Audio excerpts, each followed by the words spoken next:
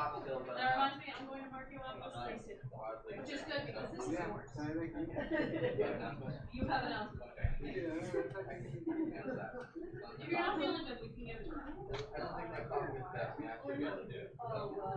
Then you want to be like full tan. Greg, you're supposed to be dead. I don't think. It's a miracle.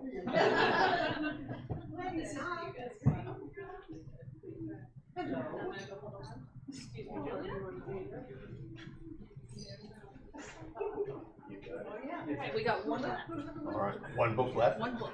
Well, I didn't get a book, so I will need one, but... Do you want to just take mine? No, I might take yours. Yeah, I'll just take yours, okay? And, Are you going to need it? Do you need it for the night? no, I don't.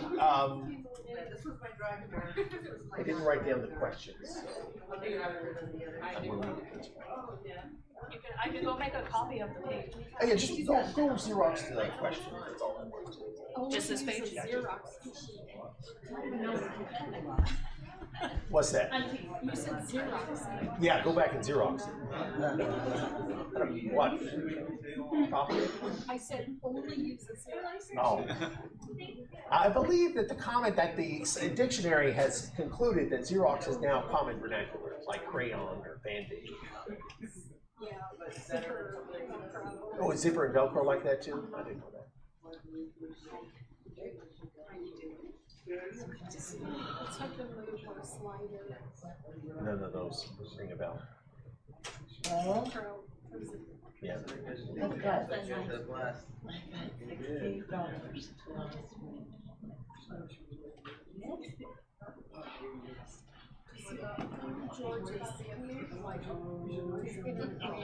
Yeah, he's sympathetic. Don't Yeah. want to use my credit cards. They're all Every 3 weeks he gets Yeah. 1,000. You know, George makes a lot of us that have earned this kind of upset because I suspect he could have a full head of hair and let it come out. He just won't do it. Yeah, but I tell you what, I take it every which way. You know, it's those of us that have earned this.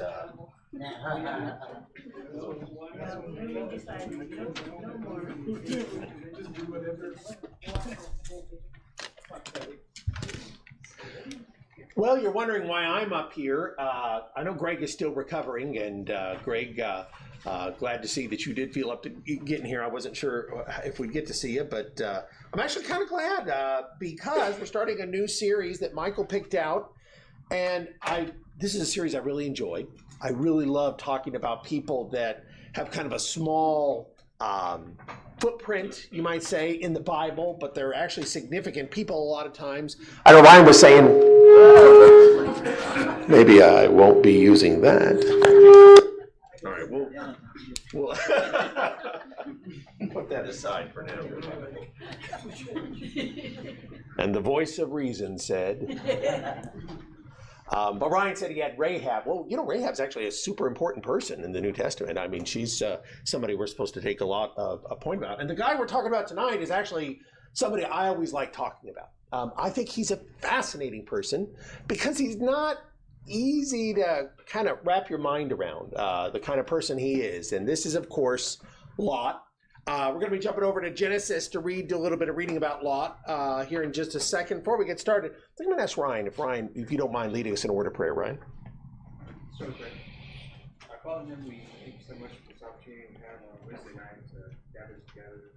Especially pray for the members that are waiting tonight, take some grants, going through the cancer treatment. We also pray for the members that are sick tonight. There's a lot of sickness that's going around. We pray that those people may be able to come back to us Sunday. We also pray for anyone that might be traveling. Now pray for the class tonight. We consider the life of Lot. We consider both his failures and the aspects of his life that were good. We pray for Brian and have a good remembrance of his prayer lesson. And we also pray for the kids' class, especially that the kids might learn the gospel and they may be able to become good and fruitful Christians. Thank you so much for the opportunity we have. In Jesus' name we pray. Amen. Amen. Thank you very much, Ryan. Gerald, what do you think? Try it? All right, I'm going to turn it again. All right, back on. That's still a little loud. How about now? That sounds better. Yeah, that sounds pretty good. Now, if I stand here, still feel like I'm getting a little echo, though. A little bit of an echo. Can you hear my mellifluous voice? That's not even a word. Okay. So Gerald, they said that's good. So if it seems like it's working, I'll leave it on. You know, I know this is the way that they can hear on TV if they're tuning into us through our broadcast. So that's why I wear the mic. Otherwise, you know that I don't need a mic. I'm well gifted in that. I had a lot of nicknames as a boy that reflected that I was a loud child. So Genesis, going back to Genesis chapter 13. I'm going to do a little bit of reading here. If I can grab somebody who can read for us, Genesis chapter 13, starting off verses 4 through 13. 4 through 13. Isaac, if you would, please. To the place of the altar which he had made there formerly, and there Abram called on the name of the Lord. Now Lot, who went with Abram, also had flocks and herds and tents. And the land could not sustain them while dwelling together, for the possessions were so great that they were not able to remain together. And there was strife between the herdsmen of Abram's livestock and the herdsmen of Lot's livestock. Now the Canaanite and the Perizzite were dwelling then in the land. So Abram said to Lot, "Please, let there be no strife between you and me, nor between my herdsmen and your herdsmen, for we are brothers. Is not the whole land before you? Please separate from me. If to the left, then I will go to the right, or if to the right, then I will go to the left."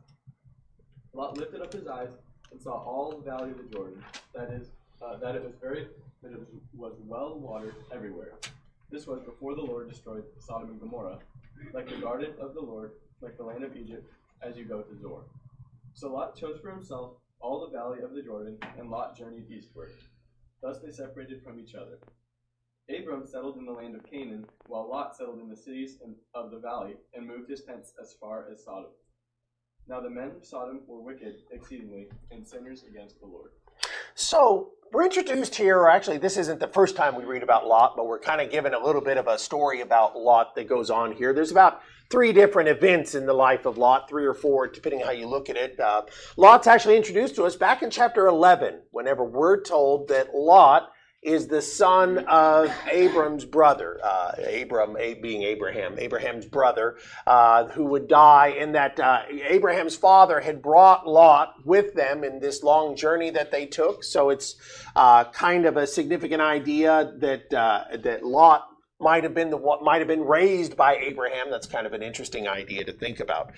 So our first introduction here is that Lot and Abraham are both wealthy men. There's not enough land to support them both, so we see a decision made about where Lot's going to go. The second event in Lot's life, we're not going to read tonight, but it's the idea that there's a war that goes on in this area, and that Lot is one of the people that's taken hostage, and Abraham goes out and rescues him, and it's kind of an interesting side note. Now, the third event in the life of Lot continues on into Genesis chapter 19, and so let's jump over there. If I can get Lamar, if you don't mind, but Lamar, I'm going to have you jump around rather than read all of verses 1 through 26. Just read verses 1 through 9. And then if you don't mind, jump to 12 through 17, and then one last verse, 26, if you don't mind doing that. So, right, Genesis 19, verse 1. Now the 2 angels came to Sodom in the evening, and Lot was sitting in the gate of Sodom. When Lot saw them, he rose to meet them, and bowed himself with his face toward the ground. And he said, "Hear now, my lord, please turn into your servant's house, and spend the night, and wash your feet, for you may rise early and go on your way." And they said, "No, but we will spend the night in the open square." But he insisted strongly, so they turned into him and entered his house. Then he made them a feast and baked unleavened bread, and they ate. But before they lay down, the men of the city, the men of Sodom, both old and young, all the people from every quarter surrounded the house. And they called to Lot and said to him, "Where are the men who came to you tonight? Bring them out to us, that we may know them carnally." So Lot went out to them to the doorway, shut the door behind him, and said, "Please, my brethren, do not do so wickedly. See now, I have 2 daughters who have not known a man. Please, let me bring them out to you, and you may do to them as you wish. Only do nothing to these men, since this is the reason they have come under the shadow of my roof." And they said, "Stand back." Then they said, "This one came in to stay here, and he keeps acting as a judge. Now we will deal worse with you than with them." So they pressed hard against the man Lot and came near to break down the door. Down to verse 12. Then the men said to Lot, have you anyone else here? Son-in-law, your sons, your daughters, and whomever you have in the city. Take them out of this place, for we will destroy this place, because the outcry against them has grown great before the face of the Lord, and the Lord has sent us to destroy it. So Lot went out and spoke to his sons-in-law, who had married his daughters, and said, get up and get out of this place, for the Lord will destroy the city. But to his sons-in-law they seemed to be joking. When the morning dawned, the angels urged Lot to hurry, saying, arise, take your wife and your 2 daughters who are here, lest you be consumed in the punishment of the city. And while he lingered, the men took hold of his hand, his wife's hand, and the hands of his 2 daughters, the Lord being merciful to him. And they brought him out and set him outside the city. So it came to pass, when they had brought them outside, that he said, escape for your life. Do not look behind you, nor stay anywhere in the plain. Escape to the mountains, lest you be destroyed. Verse 26. But his wife looked back behind him, and she became a pillar of salt. So I hope that we're all at least a little bit familiar with this story, and it's okay if it's not, if it's something kind of new to you, but that this is a story that goes back to the time of the patriarchs before the law of Moses, about 4,000 years ago, in the time in the area of Canaan. And of course, Abraham is a super important person. We've been talking about him in our study in Romans because he's a very important person to us. Lot, though, is an interesting person because he'll come up several times in the New Testament as well as kind of both a cautionary tale and an example for us in several ways. One of the first questions you have in your book that you just now got, but the handout that we mailed out to you was, what kind of things did Lot have going for him? What was Lot's blessing? Josie, what do you think?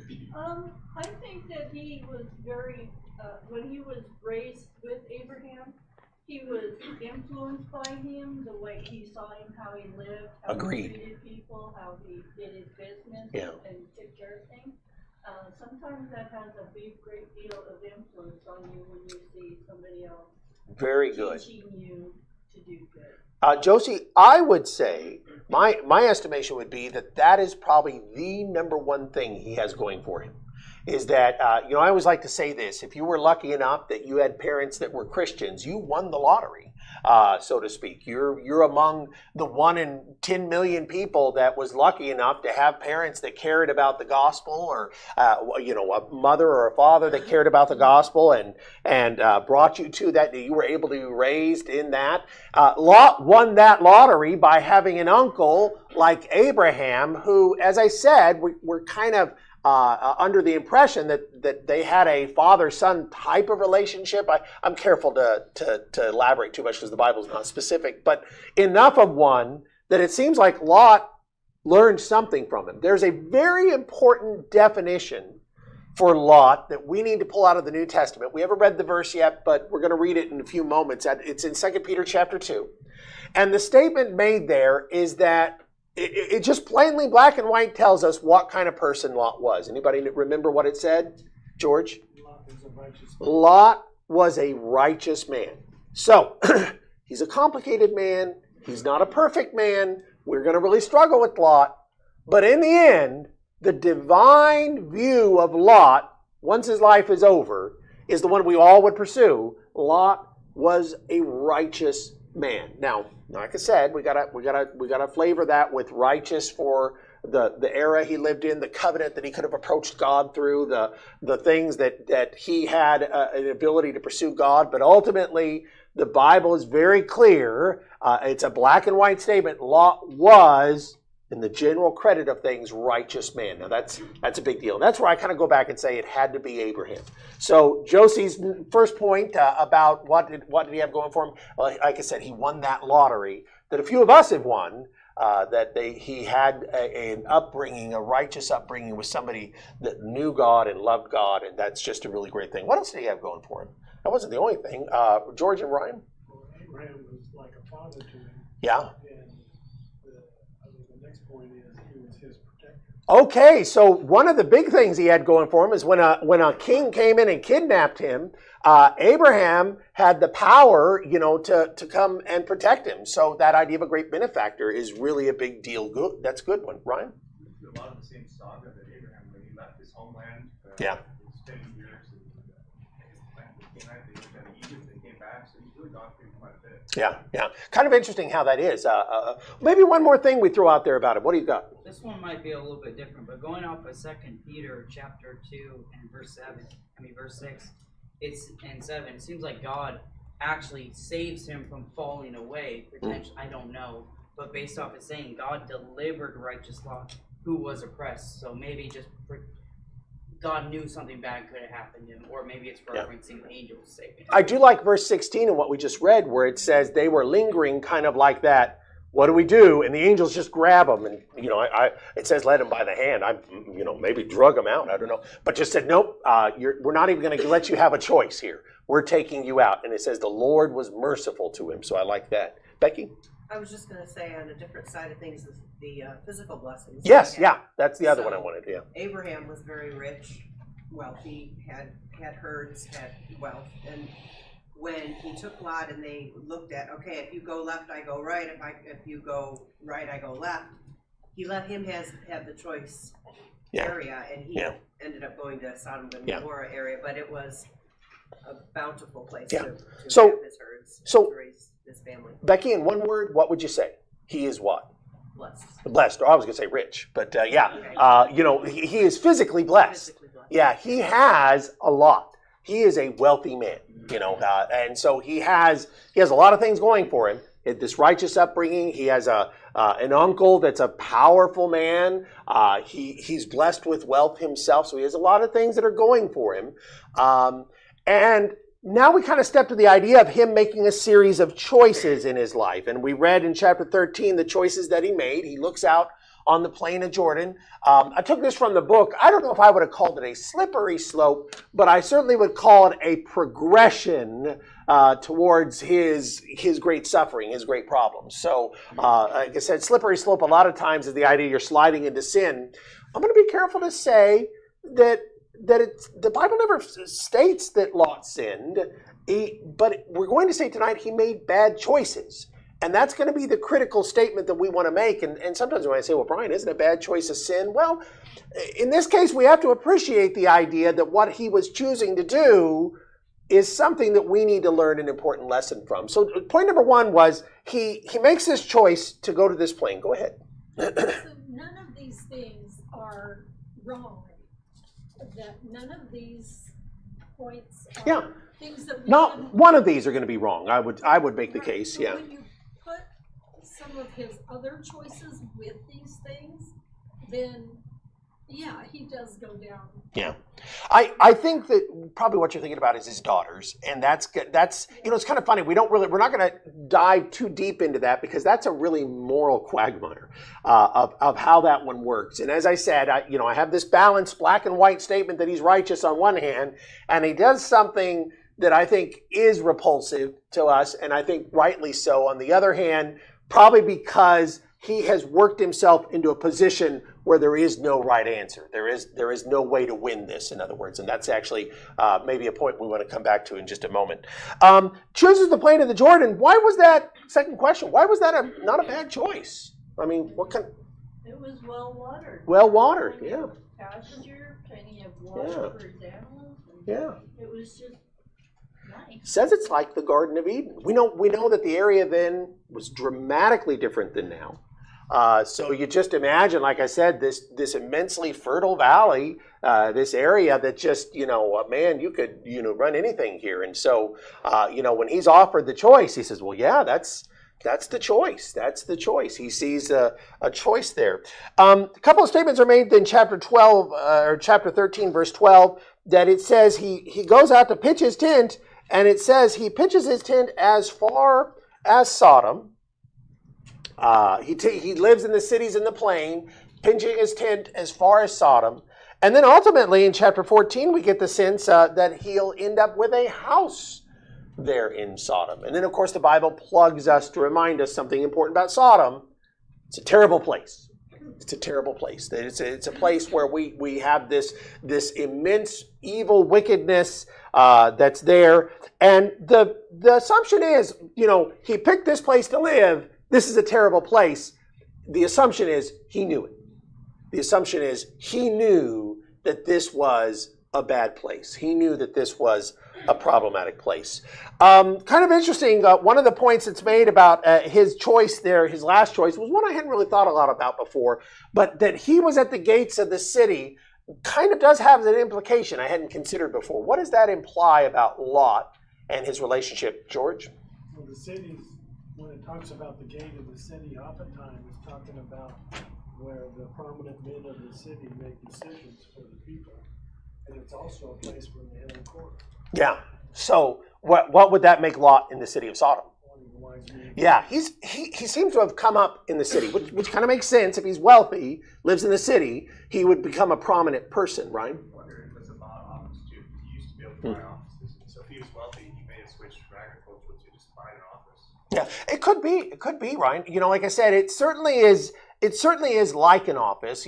This far back, exactly how that would have worked isn't clear, but it could be like he had an office, like one of the city council. We would use a term like that maybe. That's the way you might think of that. The Bible, a lot of times, will talk about the elders of the city are at the gates. So that was an important point. Greg? He was known to the king through Abraham. That's true. I didn't think about that, but you're right. They had been kidnapped together. The king wasn't kidnapped, but the idea is he did have a connection to the king. You're right. I hadn't thought about that, but he would be known. His uncle was certainly known by the king, so that helps. I wonder if he was protected by the king, ultimately by God, while he was there, because clearly the people did not like him. Yeah. Well, and it's kind of interesting because what is it about the people in their statement that they don't like? What is it that they kind of bring out about it? They don't like being told no. Yeah, so he tells them not to do something that's evil. They don't like they said, who made you our judge? It's kind of the idea of they don't like outsiders maybe, but they just, that he was perhaps seen as an outsider, but that he would tell them it was wrong was really the big idea here. You see that even today. Yeah, absolutely. Homosexuality is wrong. They'll try and say, who are you to say? That's right. You're exactly right. It's a common human response that if you tell somebody something's wrong, they're offended. That they're pretty angry with you. So Lot makes this series of choices. That as we said, let me kind of step back and say, as we said, we wouldn't say any one of those is a transgression, but they are a series of steps that are kind of pigeonholing him into a very specific circumstance that then we kind of hit hard in chapter 19, that when the men show up and they're investigating on God's behalf, and chapter 18 is an incredible chapter where Abraham negotiates on behalf of Sodom. And by the way, what was the negotiation between Abraham and Sodom? What was that kind of about? Abraham and Sodom. Abraham and God about Sodom. What was that negotiation like? What were they talking about? God was telling you he's going to destroy it. And Abraham tried reasoning with God to go, what if there's 150? Right. Just gone lower and lower and lower. And God shows that he will not destroy a city for a couple righteous. All right. So the big idea is, if there had been 100 righteous people, 50, I think, is where he starts. And he cuts it down 40, 30, 20, 10. Even 10, I think, is where they end up, right? That the point is that if there were 10 righteous people, God would preserve that city. By the way, when Jesus talks about us being the salt of the earth, think about that story. Think about the idea that the reason God doesn't destroy Cornelius or Washington County is because of us. I mean, that's a pretty profound point. Jesus said, though, if the salt loses its seasoning, it's not good for anything. So remember that too. But the idea is that there's a sense where God has negotiated this. I want to come back in a few moments and say, remember that story, because the indication is there aren't 10 righteous people. We're going to say there's righteous Lot. And, and even his wife is going to kind of be dubious because of verse 26. Up for debate. We won't debate it, but whether or not she might have fit in this category as well, but was weak, we'll just let that go. Consequences, though, of living in this place. I like the fact that one of the points the book made, and I appreciate that you read that for us out of 2 Peter chapter 2, is that it makes the point that he was vexed in his soul by living there. He was vexed in his soul. What might that be like? What might that be describing? Is it overlooked? Okay, interesting. Interesting. Somebody else. Tasha, did you have your hand up? Regret? Yeah, regret I think would be a big part of that. Vexed, you're... Well, regret, but also worry about his children. Yeah. I would say you guys turn on the TV, you turn on the news, and you hear about some new thing that's really bad. You're vexed by it. You say, man, what do these people not know God? I mean, why do they keep making worse and worse decisions all the time? Why is there so much violence? Why is there so much anti-God? Why is it people just don't want to do what's right? That's being vexed.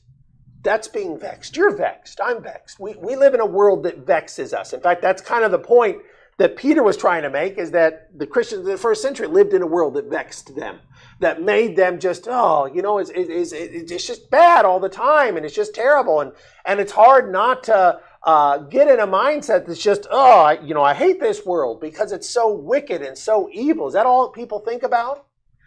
So, number one, he lives in a place that just eats him up. Just their wickedness just destroys him. The book made this statement. The book makes the case that he is corrupted. I'm not sure I would agree, but I like their point.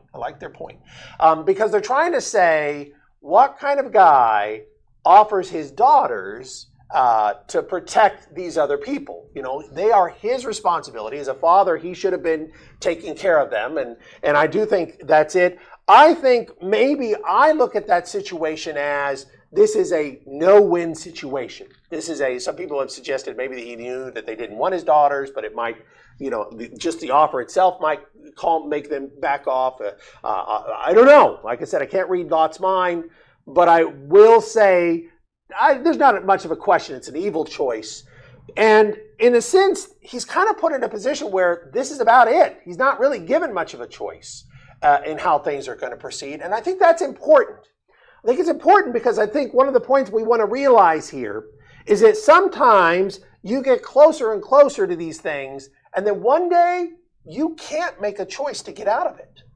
I'll tell you an example of what I'm thinking about. I met a man years and years and years ago who wanted to come to Christ, but he was such a profoundly overwhelmed alcoholic that biologically he just couldn't change. And I say that carefully. There might be a case to be made that everybody can change, but I've seen people that have so damaged their minds with drugs that they cannot rightly acknowledge God, that they don't have the ability to repent, that they're in a circumstance where they've done such things that they can't turn back. And so the point to be made is that sometimes you make choice after choice, and then you're suddenly corralled into this moment where you don't have any more choices, and something evil is going to happen.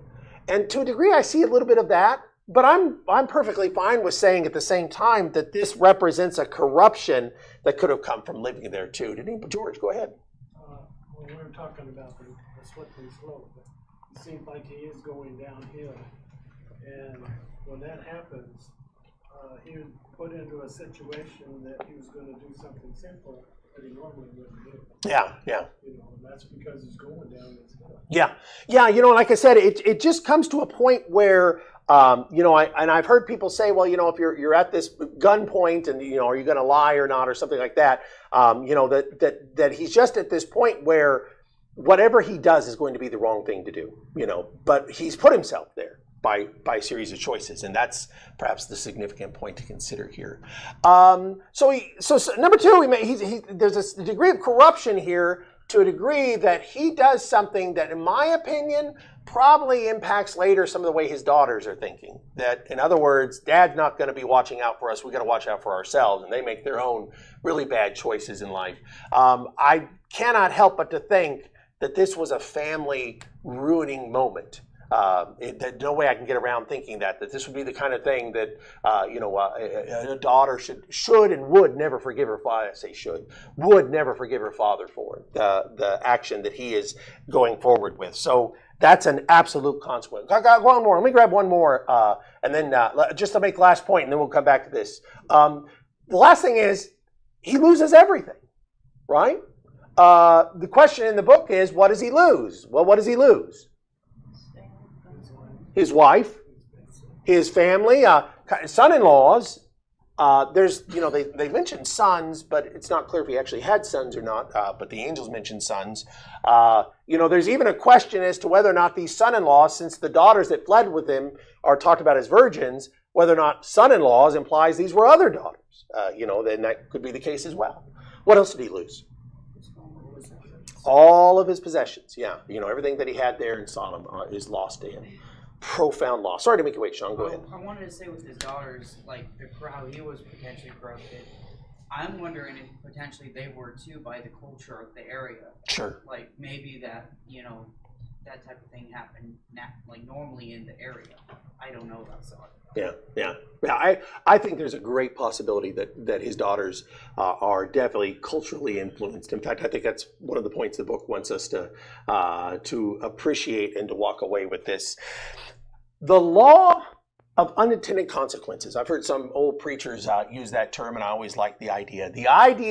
The law of unintended consequences is that we make choices sometimes, and they bring about results that we don't really want. But we should have known they were a likely or a necessary result of that. They're choices that we might say aren't sinful of themselves. They're not sinful by the choice itself. When we go back to what we said with Lot, we said Lot made a series of choices that they weren't sinful of themselves, but they were choices that had consequences that he certainly didn't want. He doesn't think, hey, I hope one day I'd lose my family and I lose my, that's not what he's thinking, right? He sees the consequences of wealth and prosperity and good life, and instead, he loses everything. And the point of a law of unintended consequences is that this should have been something that he could have seen coming. Now, this is very much a sermon kind of class because Lot is definitely a preachable moment. And it kind of goes, maybe for those of us who are older and have made a lot of our life choices, but even that, it's not always true. But this is a life choices lesson. About the big choices you make in life because they appeal to you in the moment, but you don't think through that there may be consequences you have to deal with that are perhaps going to be a lot more than you're willing to pay. So let's kind of consider this for a moment. Picking a spouse. Maybe you can think of somebody in the Bible picks a bad spouse. Who? Ahab marries the woman that we don't even name women after anymore, Jezebel, right? Ahab and Jezebel. The Bible says Ahab was the worst king ever, but the Bible then specifically says because his wife compelled him to do it. Yeah, Ahab. Who else? David? David with whom? Bathsheba. David with Bathsheba? Certainly, I would say that's a tricky one because that's David doing something that was just bad.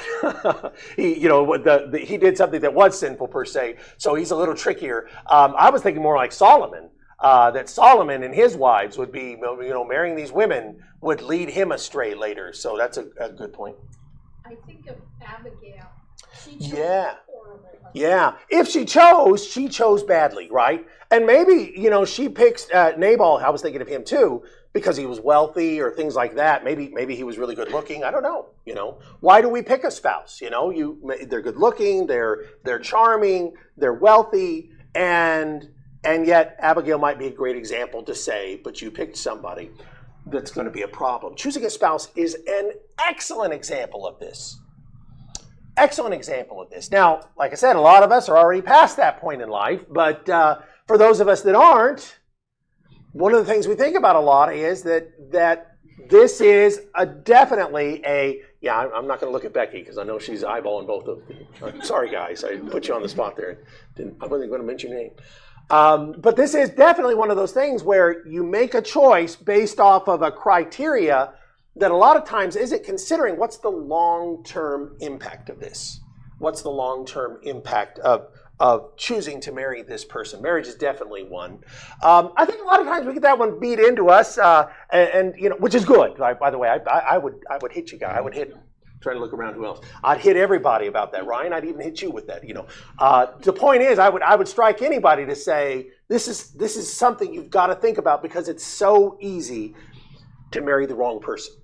It is so easy. It's so tempting. I should have hit Gus back there, Gus and Alyssa. But it's so easy to find yourself attracted to the wrong person and to ignore the fact that you could see that there would be one day consequences to that marriage. That there would be spiritual, harmful consequences down the road, and you just say, I don't want to think about that right now. That's a huge thing. Number 2, I want to hit this one. Choosing a job.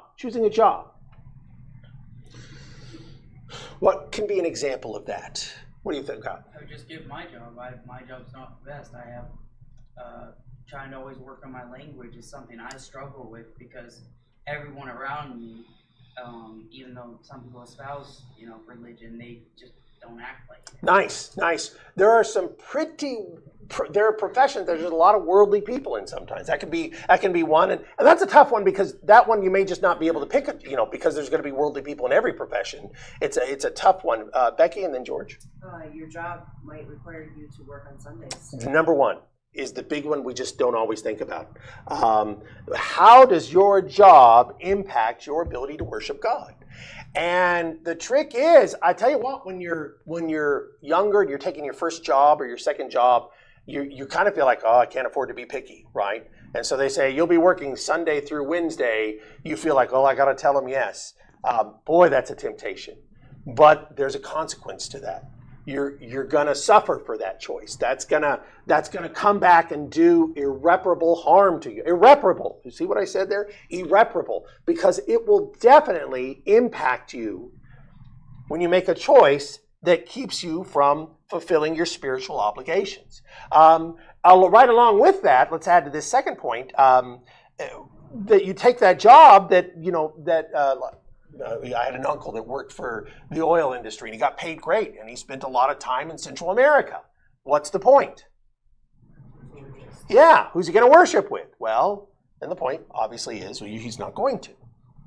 There's a lot of times where that great job is offered to you, and wow, it looks really good. Grant and I were just talking about this today, and about one of his first job offers, like I said, right out of school, and it was a good one. But when we looked on the map, we couldn't find a church anywhere nearby. And we said, you know what? Boy, and he said to me, he looked at me, he said, yeah, 3 years in my current company, I'm still not close to what they offered me for day one, But we talked about the idea of how that was a good decision, because it sure is tempting whenever what's right in front of you looks pretty good. And, at the time we talked about, there's a church 2 hours away. We'll make that 2-hour drive. Becky, you're shaking your head. It'll happen once or twice. Exactly right. And then, the first time it's really hard and it's easy not to do it. And next thing you know, you're in that problem. We talked about that very conversation we had about, that making that 2-hour drive might seem good, but it's gonna quit being good after a while. There's gonna be a huge consequence to that. So there are consequences to that. Choosing places to live is right up there with that. The idea that we say to ourselves, I want to live somewhere, that's, I don't know, pretty, or, again, with a job or whatever it is. But what if I'm living somewhere? And by the way, I'm going to pause for a second. And I want to say this, because you might say, this is Lot, right? I want to be careful to say, because we might say to ourselves, I live in a place like Portland. Is Portland kind of like Sodom and Gomorrah? Yeah, but there's one huge difference. And I mentioned it earlier. What is it? One huge difference between Portland and Sodom and Gomorrah. More than 10 people? There's more than 10 righteous people. And that's the difference. And I want to be very clear to say that's why we're a big deal. That's why we matter a lot. Because, and not to say if there's less than 10 you wouldn't do it, but the point is that there are righteous people here. That this place won't be destroyed so to speak, because we're still the salt of the earth. If we're doing our job, big caveat there. But the point is this, that's a big difference. That's when you say to yourself, well, maybe we should all move out of Portland. Well, there's probably not going to be a place in the country you can move that you're going to escape sin. But while there are righteous people, you know that God preserves things. You know that God watches over things. So this is a big deal to consider, that these are probably the number one unintended consequences. Somebody signs up for a job that's going to send them anywhere, be careful about that. Understand it's not a sin to take that job, but the consequence of that could be enormous, and you weren't thinking about that. Go ahead. I want to go with that. It's if you do move somewhere, say you live in Portland, it is tormenting you. You should look at Lot. What he should have done a long time ago while he was tormented is leave before everything. He lost everything. Yeah. He even tried, he lingered. And you remember, I think you're hearing about, they had gold cups back then, right? They were a rich nation. And he'd rather care about the wealth, his wife did, everyone did, until it was all gone, and then, he lost everything. Yeah, he did lose everything. And one of the points, again, to say is this, we have this conversation about, well, are we in a place where we need to leave? And again, let me come back and say, are there more than 10 righteous people? And the answer is yes. Like I said, we represent something important. So we're not in the same story as Sodom. I need us to appreciate that that's a significant point to consider. That somebody says, well, don't. Okay. I have people that live back east, and they say, I'd never move to Portland because it's so unrighteous. There are righteous people here. And that's a big deal. That's different than Sodom and Gomorrah, and that's definitely worth considering. I know a lot of times people say, well, there's a lot of righteous people, and they, back east. And what they might mean is there are a lot of people that are religious, but they may not be righteous. There's a difference.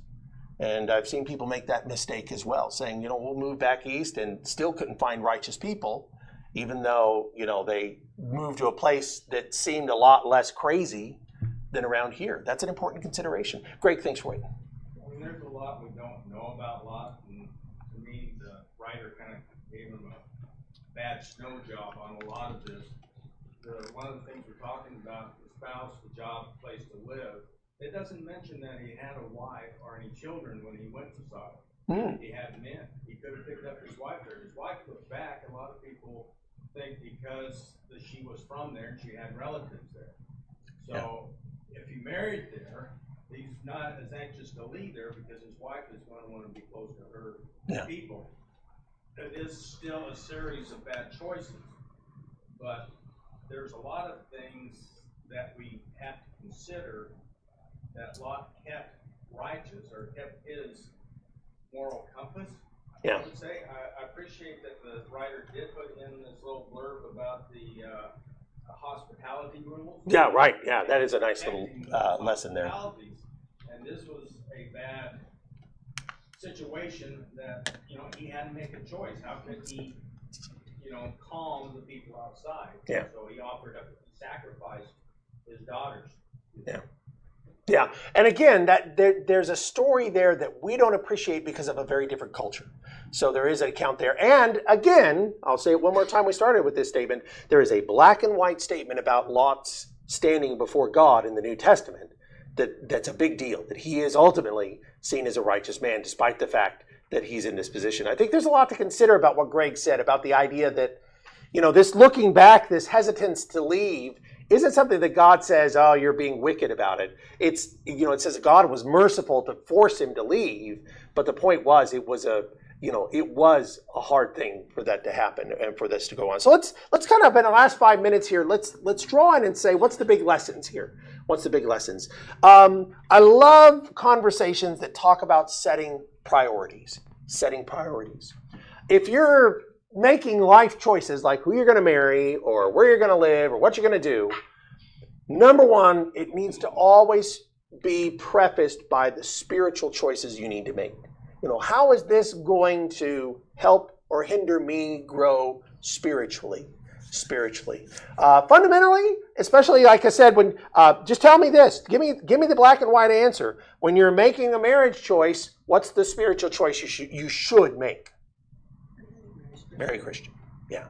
Now we're not saying it's wrong to not marry a Christian, but we're saying that's the best spiritual choice anybody can make, number one. Number two, when you're looking to take a job, what should be your number one spiritual consideration? Can I still worship God? Can I worship God? Is this going to impact me and my devotion and obligation to God? Again, we're not saying it's a sin, because there are times where any job takes you away from those opportunities. But should I expect that as a consequence of this? Number three, where am I going to live? What should be my number one choice? Black and white, easy decision. Is there a church? Yeah. Is there a church that I can assemble with, that down the line, I'm not going to have this huge problem with Larry? Well, okay, if we're talking about in today's world, where everything's run by satellite, and people that aren't here and they're watching from home, wouldn't that be the same thing if you got a good job in Venezuela, but you got the satellite, so I know you can't intermingle with the people there, but you can still get the word. So Larry, it's a great comment to say, well, we can still have some spiritual study and such, but in the end, the Bible is explicit about, like in 1 Cornelius chapter 11, he says, when you take the Lord's Supper, he says you have to take it with other people, and you have to take it in a common place. So one of the things about the Lord's Supper that God sets up right off the top is that you have to do it as a church. He says you do it in one place, you do it as a group, and you wait for each other. Those are the rules that he sets out in 1 Corinthians 11. So somebody says, well, I live in Venezuela. On Sunday, what do I do? Well, you don't do anything, because you can't. Even watching somebody does not encourage one another all the more as we see the day approaching, which is what the Bible says the assembly is about. When I'm over there in Venezuela, I'm not encouraging anybody over here. Well, I'm not bearing one another's burdens to fulfill the law of Christ. So it's a great question that in this, by the way, if you're listening in right now, somebody's watching this later or listening in, there is no substitute for being together. You're getting paltry seconds by just watching. Being here gives us that ability. There's some people that can't be here, so we appreciate that. We understand that. But being here and being together is always the thing that is better. And one of the reasons we don't even videotape our Sunday service for its entirety is not to deceive anybody, make them feel like they might be participating in something that doesn't actually reflect what worship is. Larry, that was a great question, and I really appreciate that. Becky, did I see your hand up? Did I see something? Yeah, I was just going to make a comment, but you pretty much covered it. You can't be a part of the congregation. You can't help each other. You can't encourage each other. You can't at all if you're just watching from afar. I'm afraid that sometimes we think that being a part of a church means I'm sitting somewhere listening to somebody talk, and then I'm done. And that's a horrible, horrible idea. I mean, that would just be a terrible way of defining what it means to be a part of a church. Great point. Last comment, and then we got to wrap it up. Spiritual consideration is very important. What other thing the person making the choice has to consider? If we take Lot and Abraham's case, about if Lot chose what went for Abraham, what will happen? Is there anything that the Lord can also intervene because the person is righteous? So, in that, prayer can also intercede. So what's interesting about what you're saying, Stanley, is that the Bible does say that one of God's big things was that Lot stays righteous in this bad place, so God delivers him out of it. God actively acts and delivers him out of this scenario. And of course, like I said, one of the things I liked in our reading was that it says, God, the angels drug him out, so to speak. But in the New Testament, it says, Lot's an example to you and I, that we'll live in times where it looks really bad, but God knows what he's doing. God knows how to, to deliver us from those difficult times. So to some degree, and by the way, Stanley, there's more to your comment, but I'm out of time. But there's more to your comment to consider to the idea that sometimes we'll just find ourselves in a Lot-like situation where we may be surrounded. Like I said, it may be that no matter what choices I made, there was no choice that I could make that was right. I wanted to say this, providing spiritual guidance. One of the things the book said was Lot provided for his family. That's not enough. Lot should have spiritually led his family was the idea that they pushed on, and I thought that was a good thing. Finally, the fact that you just can't, the more you're engaged with sinful things, you're just going to be influenced by them. And they made an interesting point. He says, good doesn't always overcome evil. Lot didn't make them better people. And sometimes there's a temptation to say, well, I got this, this place or these people, or, somebody says, I'm going to go somewhere where there is no church and I'm going to be the church. We don't always appreciate that evil can overcome us sometimes more readily than we can overcome it. And sometimes we deceive ourselves and say, no, I'll be the good influence on things. And it's not true. We're just deceiving ourselves. So a lot to consider with that. Thanks for all the good comments and thoughts. Greg, thanks for letting me get your class tonight. I know it wasn't your choice, but as I said, I just find Lot a guy that's well worth our time to consider that. So hit the button and we'll wrap it up.